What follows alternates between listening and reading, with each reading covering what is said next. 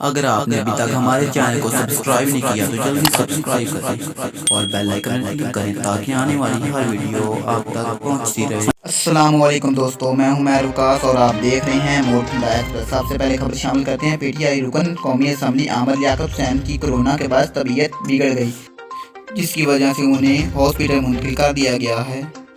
और इसके साथ साथ एक और खबर शामिल करते हैं। ननकाना साहब थाना बड़ा घर की हदूद में आसमानी बिजली गिरने से एक नौजवान जान की बाजी हार गया।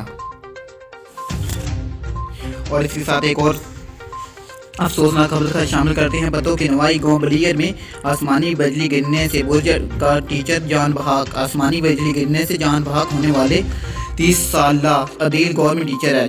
जान बहाक होने वाले नौजवान की 4 दिन बाद शादी थी। और इसके साथ ननकाना साहब ढोलर चौक के करीब बारिश के दौरान बिजली की तारें गिर गई। करंट लगने से मेहनत का लाखों रुपए मालियत की 2 भैंस हलाक हो गई। मुतासर खानदान का वापटा की मुबीना गफलत पर एहतियात। और इसके साथ मोरठुंडा गाँव यात्री के करीब गाड़ी फैसलाबाद टाइम उल्ट गई, मुतअद्दिद अफराद जान बहाक हो गए। और इसके साथ साथ खबर शामिल करते हैं। पाकिस्तान फिल्म इंडस्ट्री के सीनियर डायरेक्टर इकबाल काश्मीरी इंतकाल कर गए। अल्लाह ताला जन्नतुल फिरदौस में आला मकाम अता फरमाए, आमीन। और एक और खबर से आगाह करते हैं।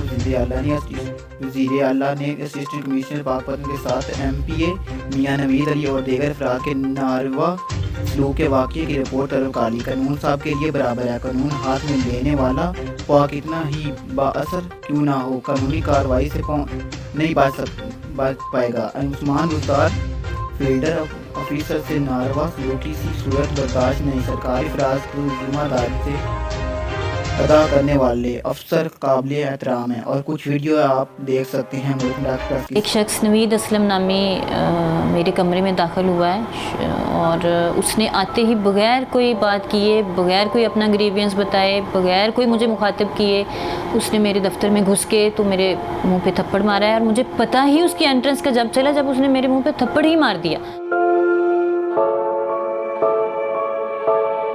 फिर उसके बाद उसने मुझे बाजू से पकड़ा है, मुझे घसीटा है और मुझे धमकियां देना शुरू कर दी कि मैं तुम्हें जान से मार दूंगा, मैं देख लेता हूं। और वो बाकायदा दंदनाते हुए पूरे मेरे दफ्तर में ये कह रहा था कि मैं PTI का वर्कर हूं, कोई मेरा कुछ नहीं कर सकता, मैं अभी बुज़दार साहब को फ़ोन करता हूं, मैं अभी तुम सबको उठवा दूंगा।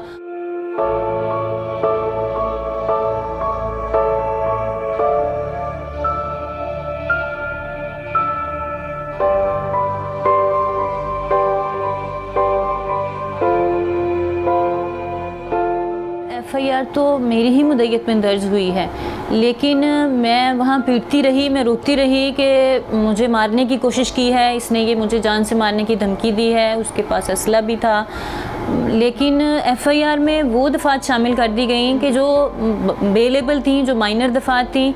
और एक दिन में सिर्फ जो है ना उसने अपनी बेल करा ली है, सिर्फ अपना पॉलिटिकल इन्फ्लुएंस उसने इस्तेमाल किया है। अभी चंद दिन पहले ये जो मोटरवे वाक़या पेश आया उसमें सारा पाकिस्तान ये कह रहा था ख़ातून क्यों, और स्पेशली CCPO साहब ये कह रहे थे कि ख़ातून क्यों रात को घर से निकली, वो क्यों किसी मर्द को लेकर नहीं गई, उसने क्यों सुनसान रास्ता इख्तियार किया।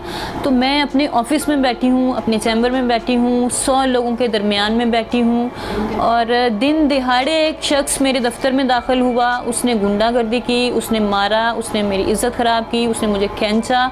लेकिन अगले दिन वो अपने घर है बेल के बाद। तो मैं बिल्कुल ऐसा नहीं समझती कि इस मुल्क में कोई ख़ातून, चाहे वो अपने घर में है, चाहे वो अपने ऑफिस में है, चाहे वो सड़क पे है, बिल्कुल यहाँ कोई ख़ातून महफूज नहीं है।